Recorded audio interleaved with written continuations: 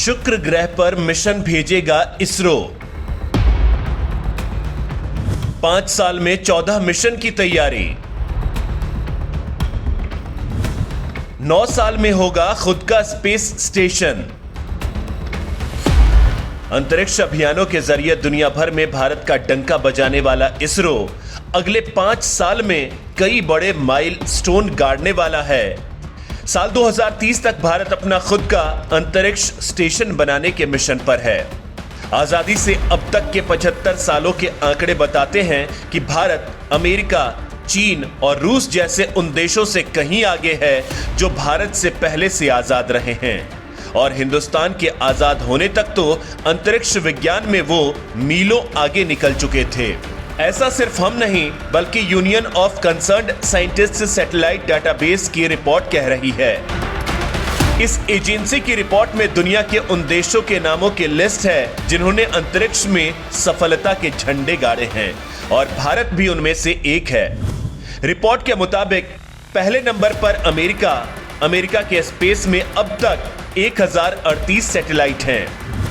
चीन के स्पेस में 356 सैटेलाइट, रूस के स्पेस में 167 सैटेलाइट और जापान के 78 सैटेलाइट स्पेस में हैं। यूसीएसएस की रिपोर्ट में अगला नंबर है भारत का। अंतरिक्ष में भारत के 58 सैटेलाइट हैं। यूसीएसएस की रिपोर्ट के मुताबिक अंतरिक्ष में मौजूद इन सैटेलाइट्स में से 339 सैटेलाइट का इस्तेमाल मिलिट्री के लिए, 133 का सिविल के लिए, 1440 का कॉमर्शियल इस्तेमाल के लिए और 318 मिक्स्ड यूज के लिए है। इस लिस्ट में भारत का नाम शामिल होना हर भारतीय के लिए गर्व की बात तो है ही, साथ ही इस बात को साफ करता है कि इसरो के वैज्ञानिकों की क्षमता पर सवाल ही नहीं उठाया जा सकता। अगले 5 साल में इसरो ऐसे ऐसे कारनामे अंजाम देने की तैयारी कर रहा है जिसे जानकर आपकी छाती 56 इंच की हो जाएगी। इसरो ऐसी कई बड़ी योजनाओं पर काम कर रहा है जो अगले कुछ सालों में भारत के स्पेस प्रोग्राम को और ऊंचाइयों पर पहुंचा देंगी। 5 साल 14 मिशन। इसरो आने वाले दिनों में करीब 14 मिशन लॉन्च करेगा। इनमें से 7 लॉन्च व्हीकल मिशन जबकि 7 सैटेलाइट मिशन होंगे। इंडियन स्पेस रिसर्च इंस्टीट्यूट के वैज्ञानिकों ने साल 2022-23 तक मिशन गगनयान को लॉन्च करने की तैयारी कर ली है। भारतीय वैज्ञानिक इसके तुरंत बाद आदित्य L1 मिशन, फिर चंद्रयान 3 और इसके अगले ही साल यानी साल 2024 में 3 मिशन लॉन्च करने के रोड मैप पर हैं। इतना ही नहीं, अंतरिक्ष में रहकर एक्सपेरिमेंट्स और खोज करने के लिए भारत साल 2030 तक अपना खुद का स्पेस स्टेशन बनाने की तैयारी कर रहा है। फिलहाल अमेरिका और रूस की मदद से ISS यानी इंटरनेशनल स्पेस स्टेशन इस वक्त दुनिया भर के कई देशों के लिए अंतरिक्ष में अनुसंधान का केंद्र है।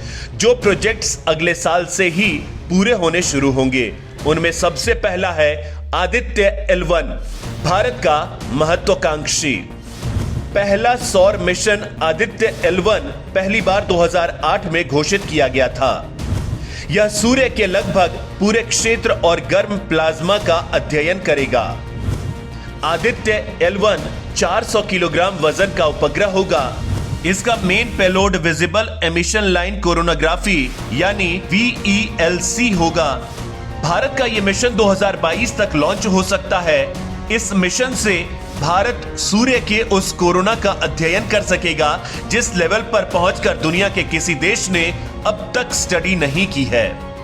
अगला नंबर आता है चंद्रयान 3 के रोवर का। मिशन चंद्रयान 3 के रोवर को 2022 की तीसरी तिमाही में भेजने की योजना है। इस मिशन के रोवर की कीमत होगी 250 करोड़ रुपए, जबकि पूरे मिशन पर 715 करोड़ रुपए का खर्च आएगा। जनवरी 2023 में निसार सैटेलाइट SAR लॉन्च करने की योजना है। ये रोवर चांद पर जाकर खोज करेगा, विशेष रूप से पानी की, जो अधूरे रह गए चंद्रयान 2 मिशन के काम को पूरा करेगा। इसके बाद भारत का सबसे महत्वाकांक्षी मिशन गगनयान लॉन्च किया जाएगा। मानव अंतरिक्ष यान गगनयान मिशन के तहत 3 अंतरिक्ष मिशनों को कक्षा में भेजा जाएगा। पहला मिशन दिसंबर 2021 में भेजे जाने का प्रस्ताव है। दूसरे मानव रहित मिशन को साल 2022-23 में लॉन्च किया जाना है। गगनयान मिशन के तहत 3 भारतीय अंतरिक्ष यात्रियों को 2023 तक अंतरिक्ष में भेजा जाएगा। इसके लिए 4 टेस्ट पायलट का चयन किया गया है और उनकी रूस में ट्रेनिंग पूरी हो चुकी है। इस मिशन के अलावा 2024 में तो भारत 3 मिशन लॉन्च करने का काम कर रहा है। इसरो 2024 में वीनस पर पहला मिशन शुक्रयान 1 लॉन्च करेगा।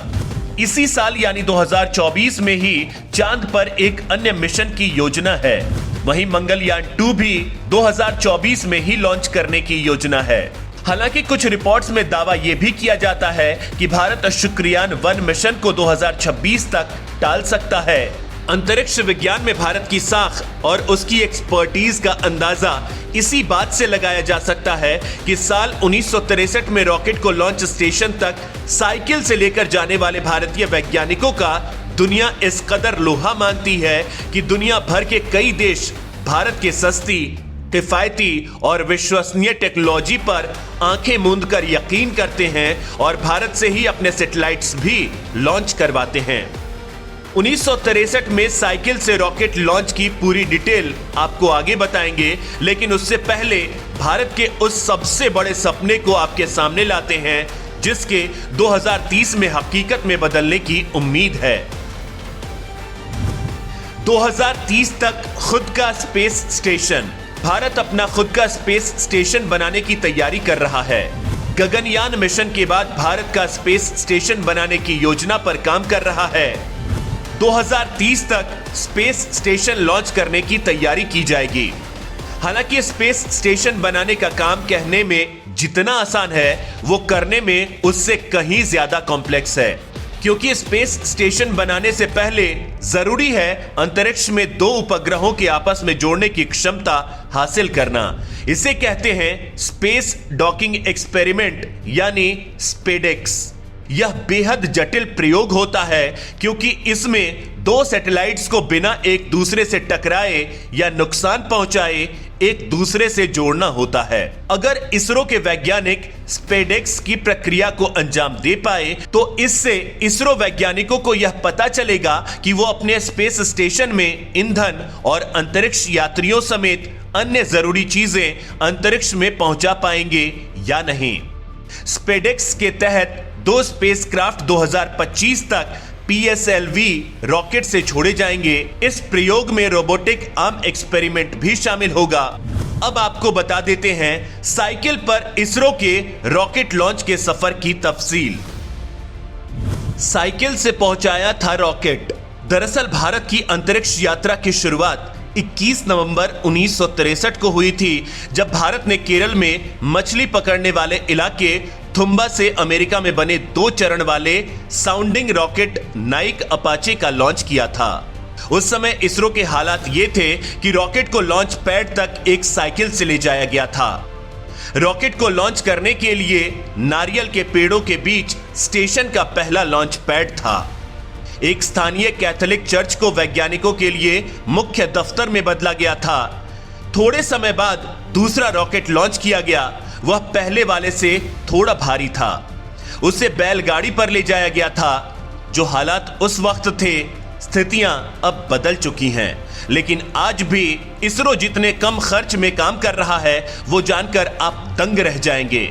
यह समझने के लिए आपको अमेरिका की अंतरिक्ष एजेंसी नासा और भारतीय अंतरिक्ष अनुसंधान संगठन के बजट की तुलना करनी होगी। आप जानकर दंग रह जाएंगे कि पिछले 40 से ज्यादा सालों में इसरो का खर्च नासा के 1 साल के बजट के आधे से भी कम रहा है।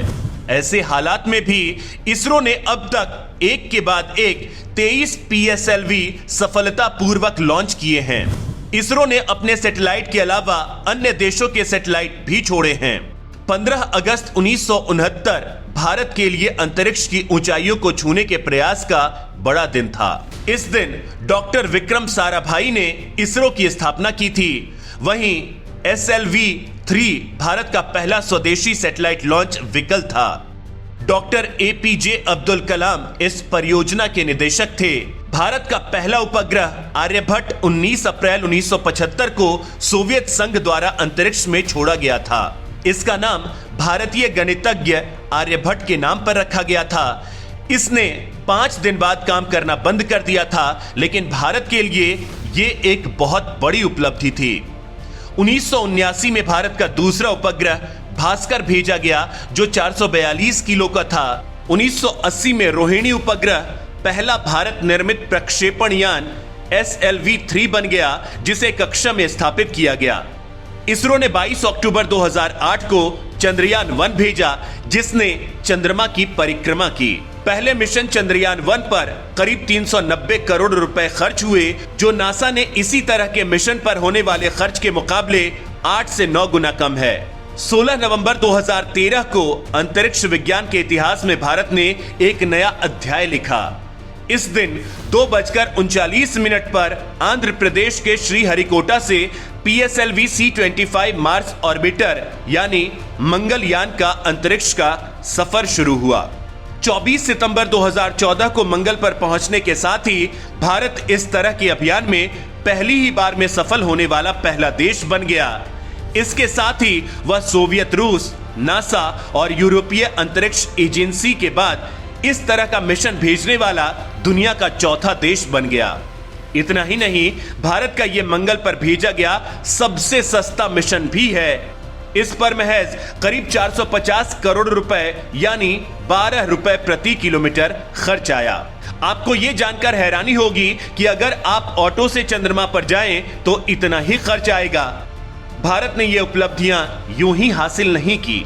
इसके लिए भारत ने मुश्किलों के पहाड़ को अपने हौसलों की मुट्ठी में लेकर मसला है।